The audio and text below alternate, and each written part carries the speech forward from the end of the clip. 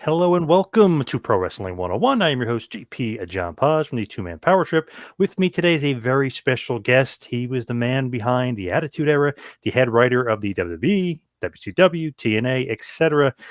The man behind the brand, the one and only Vince Russo. Vince, welcome into Pro Wrestling 101. How you doing today? Oh, what's going on? I'm doing good. How are you, my friend? Doing good. I had to do a subdued hello and welcome just so I don't get any crap from you. Hello. Yes. Hello. Yeah. Little Mad Dog Russo, mixed in there. Hello. Yeah. I love him, man. He's a man.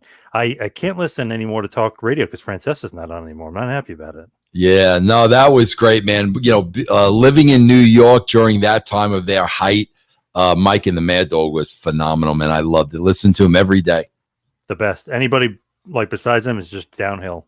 Yeah. They were the best. Yep. Now, as far as today, we're doing Pro Wrestling 101 and wanted to talk about writing, and no one had better really to talk about writing than the head writer, the man behind the highest ratings ever in the history of the business, you. So kind of the first question with just writing, is writing the same as booking or is it completely different? Completely different. I'll tell you why. It is completely different. Usually a booker is a former wrestler or even in some cases an active wrestler. And what a booker is going to do, because, like I said, they're former wrestlers. What bookers do is they start with the match. What two guys are going to have a great match? So they will book that match, and then they will try to make sense out of a story. With a writer, it's completely the other way. It's the story first. What two guys would match up with a good story? So it's the story first, and then the story will organically become the match. So it's really bookers start with match first, writers start with story first. That's a huge difference, bro. Yeah, definitely. Didn't really think about it in those terms. But yeah, I guess that's right. So when you're the writer, are you the quote unquote matchmaker and deciding who's winning and losing too? Or that's different as well? Oh, yeah. No, we definitely need to know who's winning and losing based on where we're going in the story. So we definitely, the writers definitely book the finish of the matches. Very, very, very important for this story.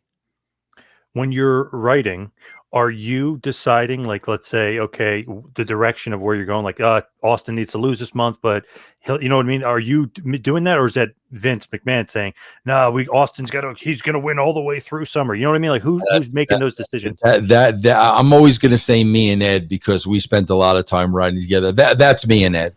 I mean, me and Ed, basically, bro, the way we did it was we went from pay-per-view to pay-per-view. So if it's, July 1st, we know what the August 1st pay-per-view is. So we're literally booking 4 weeks in a row to get to the next show. So that's usually how we booked. When you are the writer, are you really the first ever wrestling writer? Because before you and Ed kind of came along, and really you first, I don't remember there being quote unquote writers in wrestling. Were you kind of technically the first writer? I don't know, bro, because what would you call, bro, I know, during the WrestleMania years and all that, I know most of that was like Vince, Pat, and Bruce. And I don't know what the structure was, bro, and I don't know how they did it, but I can tell you this. I think I was definitely the first one to sit down and literally write a 10-page wrestling show. Because, bro, it's funny. When I started with Bruce, bro, they had these pink sheets. And the pink sheets were seg 1, seg 2, seg 3. And they literally just put them, whether it was a match in seg 3 or a promo in seg 4. I mean, that's all it was. When by the time I started writing shows, bro, you're putting every single thing into that format. I mean, everything. You are writing a television show, accounting for all the time, accounting for, playing into commercials and out of commercials. It's no different, bro, than writing a television show. No different. When you do that, when you're writing, are you literally have a blank piece of paper, so to speak, and you literally just start from scratch? Or like, how does that process go when you're actually like first writing that first episode? Like, where do you start? Paper, bro, absolute blank piece of paper. And that's what Vince cannot do. Vince McMahon, bro, it's not one of his tools. You cannot give Vince McMahon a blank piece of paper and ask him to write a show. You've got to give him something. And that's what Ed and I did. We wrote the show in its completion, and we handed a final show to Vince. So there were never any big decisions to be made. Like, Vince would kind of go through our show and look at the nuances and stuff and maybe add a little something to punch this up or something like that. But once he got that full show, there were no big decisions made at that point to change that show. Before you have that blank piece of paper, before you're about to write, do you go around to the wrestlers and say, "Hey, Steve Austin, what's your character?" Like, do you go and collaborate with them? Like, "Hey, Takumi Shinoku, like, hey, let's talk a little bit. What do you like?" Yeah, I'm always talking to him, bro. I'm always talking to him. I'm always listening to them. I'm always, hearing what they're thinking all the time. I mean, no doubt about it, bro. They were a huge part of the process. No doubt about it. What's like your base when you first want to write? Do you want to know like who's in the main event, or do you start from the bottom? Like, what's your base? Yeah, I want to know what's the main theme of that show, because that main theme is going to be the beginning, the middle, and the end.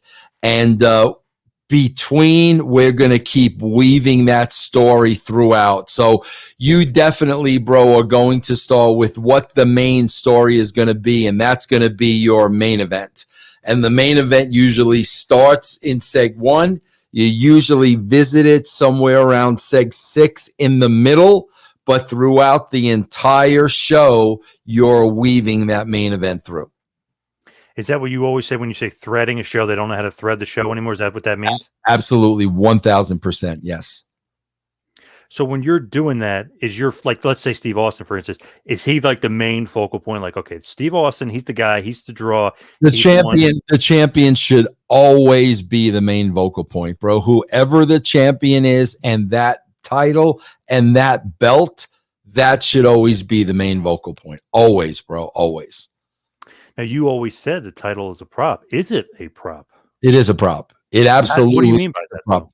Well, it's nobody's winning it. Nobody wins the belt. The belt has never been won by anybody, but the basis of wrestling is that prop or that belt is supposed to be the most important thing on the show. Everybody should be there because they want to win that belt. Everything should be revolving around that belt, because again, you got to start with the premise of, if this is real. If this is MMA, everybody wants to be the champion. If this is professional boxing, everybody wants to be the champion. If this is professional wrestling, everybody should want to be the champion. Now, to the guys, though, it's very important to be champion, because it's more than a prop, though, because it's like financial gain. It's maybe more merchandise. I mean, it's a lot more to the wrestler, right? It's bro, it really depended. I mean, you would be surprised, bro. To some, it meant a lot. To some, it was like, oh shit, bro, I got to carry this thing around on the road. I mean, seriously, I'm being that's why I say it's a prop.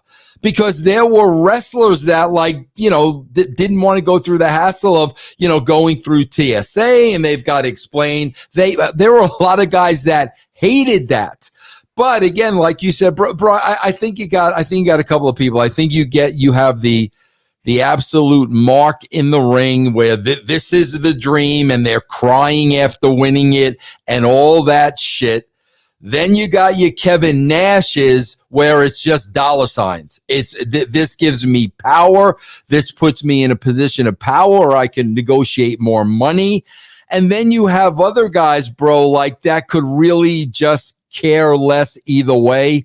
And the truth is, it's really a hassle to bring this around from town to town. So it really does depend on the individual, bro. Like a lot of people make such a big deal, bro, out of me winning the WWDC. Like they ask me if I have it. And I'm like, bro, you freaking nuts. Like I won it by being speared out of a cage. And on the very next show, I relinquished it. Like I don't have that belt in my office. Bro, I couldn't tell you what that, if right now you put 5 belts on the screen, I couldn't tell you what belt. I honestly, I have no idea what that belt that I won. I have no idea what it even looks like. But that belt, bro, means different things to different people.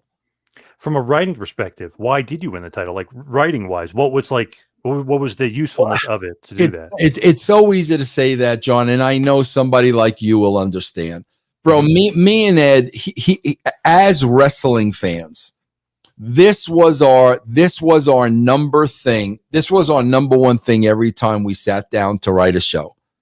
Bro, we are not going to write something that wrestling fans saw a million times before. We're not going to do it, bro. And Ed and I had seen a lot of wrestling, bro, and I can't tell you how many times we're writing something and we would stop and say, nope, been done, bro. We've seen it a million times before. Bro, when you have something that is unexpected, when something that is unexpected happens, bro, all of a sudden now you open up this creative envelope.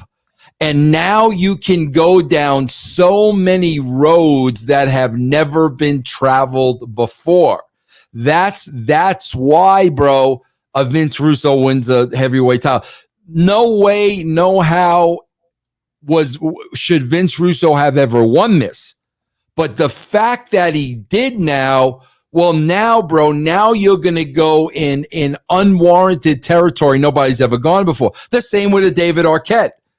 Holy shit, bro, like an actor, pinned Eric Bischoff, and then he wins this title, and there's this moment of jubilation, but then the reality sets in like, wait a minute, bro, like, I'm not going to defend this.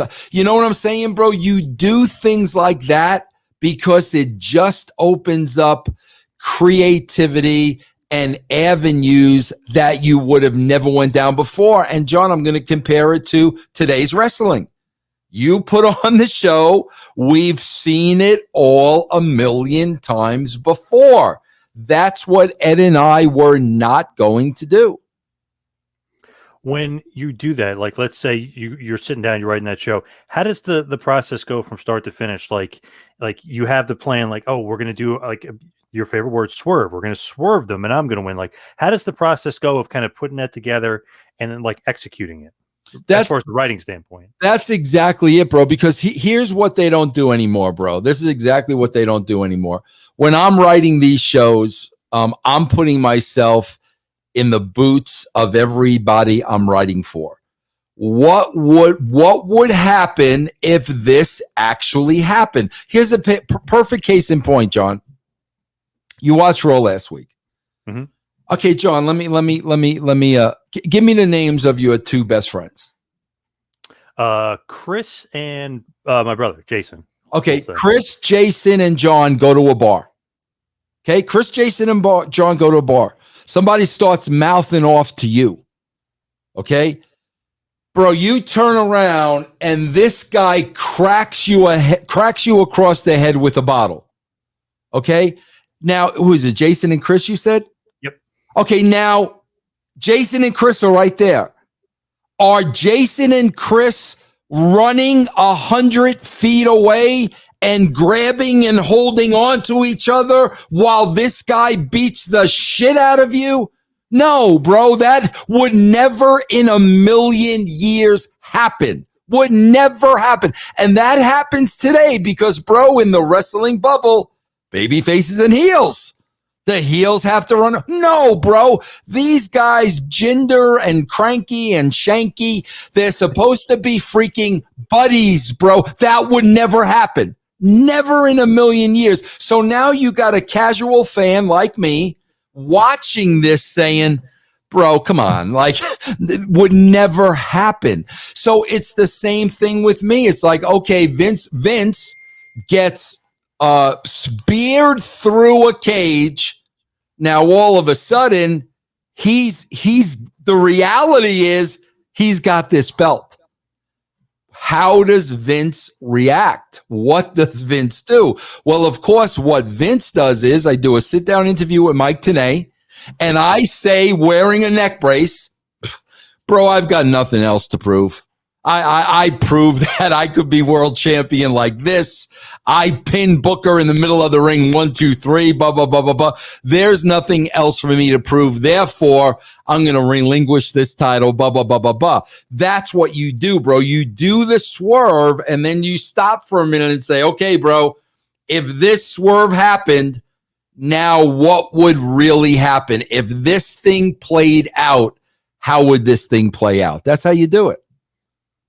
Yeah, absolutely. With like doing stuff like that, let's say on Raw where they don't execute, is that just simply these writers have no knowledge of wrestling? Like, you got to have that knowledge of wrestling, right? And a little bit try to make it make sense a little. I'll tell you what, Chris. John, what I think is more important than that, John, I don't think they have any experience in life.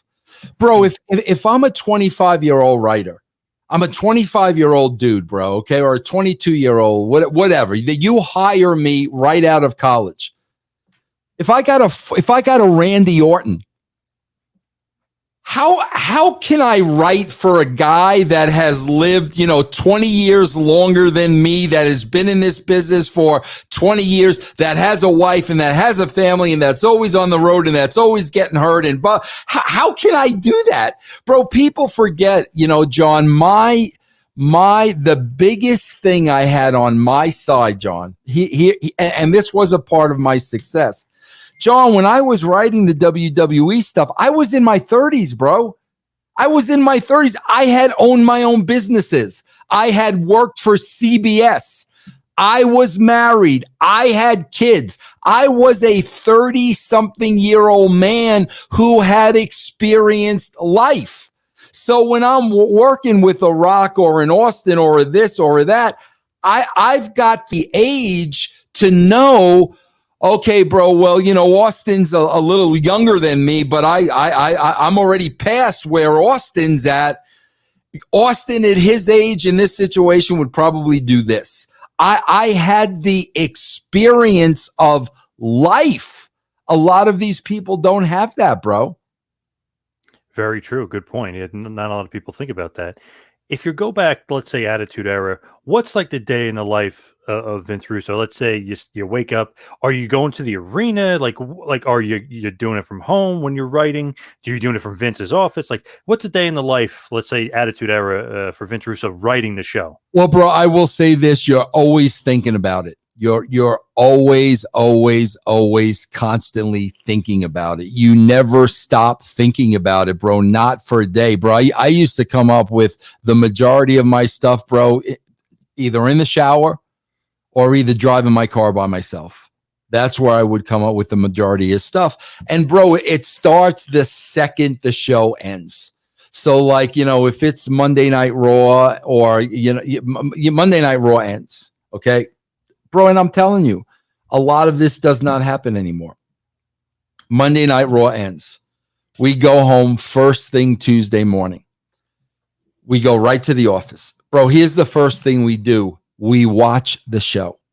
Because, bro, when we're there producing and working behind the scenes, we can't watch the show. And, bro, a lot of times things happen in the show organically that you didn't write. Like, wait a minute, bro. And we'll watch the show because, well, wait a minute, bro, because that happened. We've got to address that now. You know what I'm saying? So we've got to watch the show so we know everything that happened in that show, and then we have to address it. So we'll sit down on a Tuesday and we'll watch the show. And then, bro, like as soon as we watch the show, we will get to writing the show. And basically what we do, bro, is we're sitting down, we're writing the show, every single segment. Every segment of that show we're laying out. Everyone who's going to be on the next pay-per-view is going to be covered somehow on that show. Whether it's a match, whether it's a pre-tape, whether it's a sit-down interview, everyone who has a match is going to be covered on this show. So now we more or less have the skeleton of this show. Here's seg 1, seg 2, seg 3, blah, blah, blah. Now we go to Vince's house. And Ed and I sit there and we lay out the entire show to Vince. We lay out soup to nuts. Okay? This is where Vince adds his 2 cents. And bro, I'm telling you, and whether people want to believe me or not, I don't care. There were never any major changes. Vince would listen to the show of why we laid it out. Vince would ask his questions, and then Vince would add his stuff. It would be that simple, you know?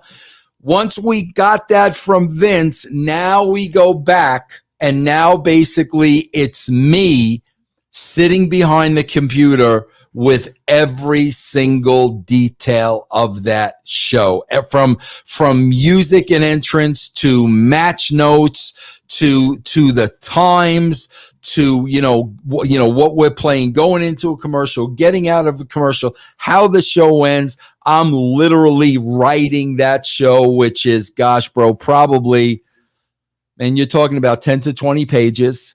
I'm usually doing that on Thursday. The show's done now. Okay, now very, very late on Friday, Vince calls me up to the office. Here's the final show, Vince. Vince goes over it again. You know, if there's a little tweak here, tweak there, we make those tweaks. Bro, when I ended that meeting with Vince, which was usually, six-ish on a Friday, that's the show. That show does not change. When we go to the arena, that's the show. This is the show we're doing. That show never, ever changed. Also, bro, keep in mind, while this is going on during the week, I'm phoning talent because I'm giving them a heads up of this is what we've got for you. This is what I'm writing. And at that point, they throw their 2 cents in. So if I'm calling Rock, bro, this is what you're doing this week.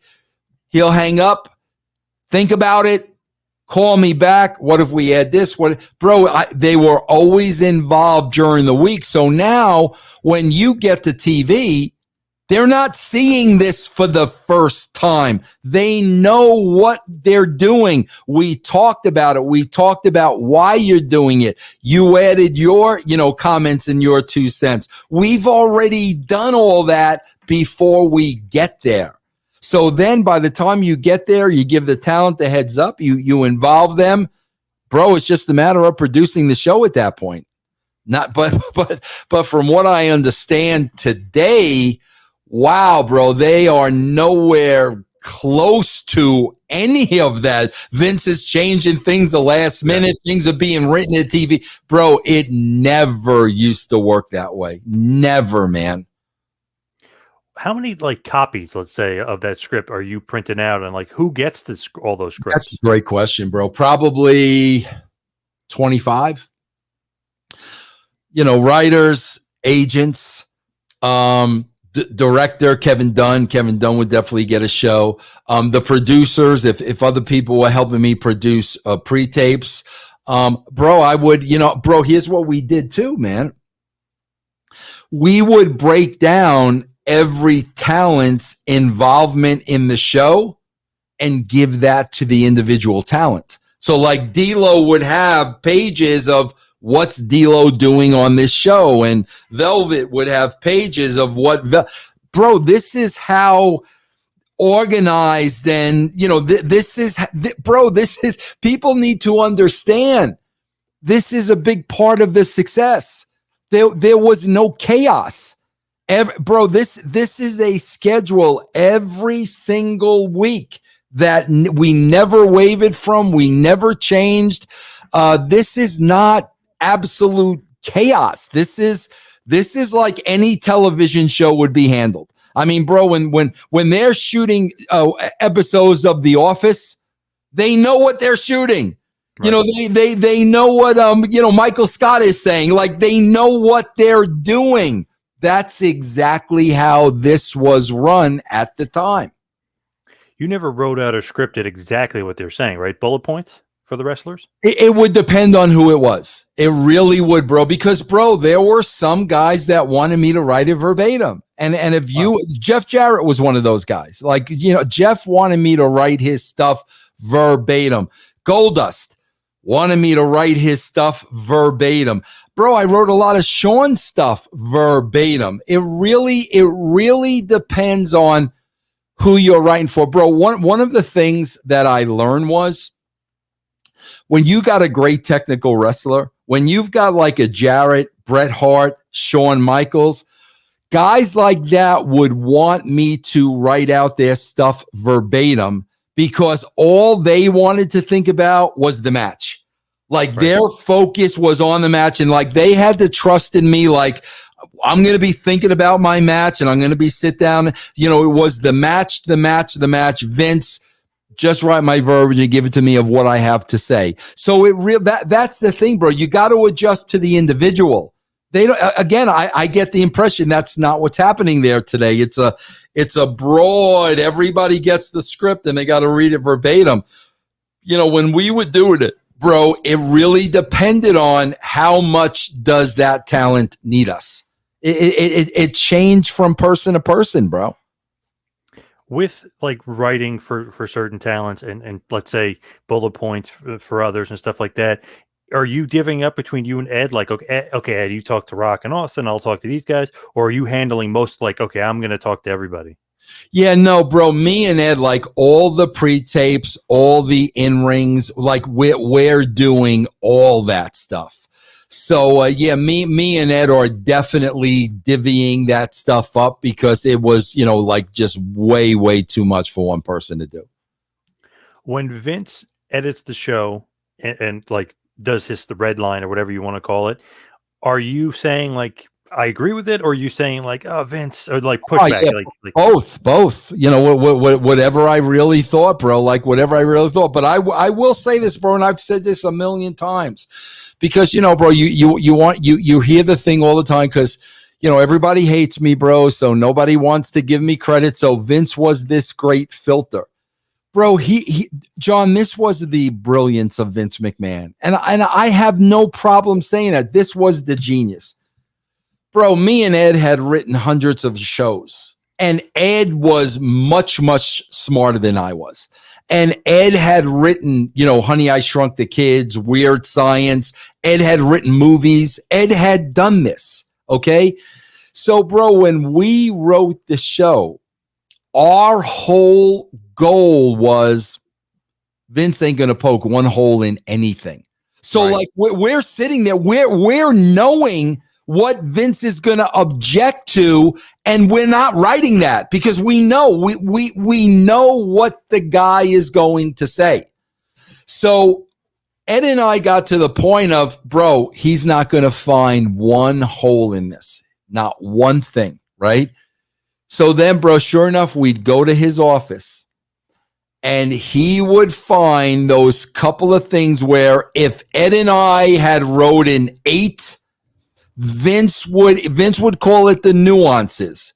He would make this one little tweak, bro, where that 8 became a 10.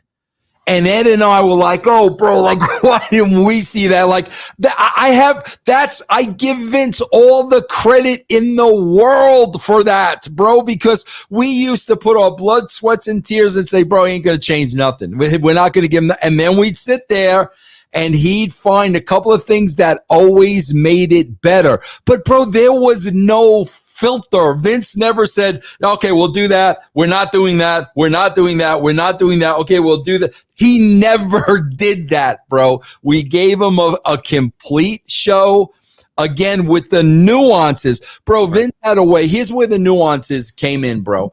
Vince had a way of taking what we wrote And bro, now he's playing it out in his head. He is seeing in his head what we wrote. And bro, he is seeing every little detail. And that's when, bro, he would add these little details that freaking Ed and I did not see. And we'd be like, oh shit, bro. That's how it worked, bro. I mean, I've said that till I'm blue in the face. And oh yeah, bro, Russo was successful at WWE because Vince was the filter. Bro, it never, if it worked that way, John, I would tell you. I would have no problem telling you that's the way it worked. But bro, I'm telling you, the difference between then and now is, bro, we handed Vince a full show. And all he had to do is go through that show. Well, okay, let's just do this here. And maybe he says this here, go through the show. That's why you got what you got. I mean, I'm hearing today he's writing the show, he's changing things at the last minute, and nobody will challenge him. And I'm like, yep, bro. When I watch the show, like that's what I see. 1000%. You could see it in the show. Yeah, definitely. Do you think that the writing in general, and especially their thankless job, because either Vince gets the credit or Austin or the guys get the credit, is writing for there? Was that kind of just a thankless job? It was 1000% thankless, John. But I'll be honest with you, like I didn't give a shit. I don't need credit for this. Like I know what I did.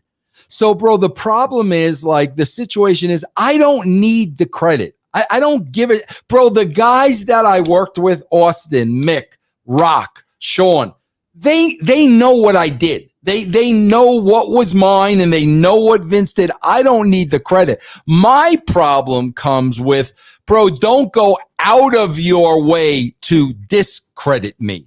Because no, bro, I don't need the credit. I honestly don't. But when you start talking shit to discredit me, that is absolutely untrue. That's when I'm going to have an issue with you. Gotcha. Now, we could probably go on forever, talk about writing, and probably should have you back on to even dissect it even further. But we'll cut it short. We'll cut it short here because yeah, we'll do it again, John. I got no problem. I got no problem doing it again.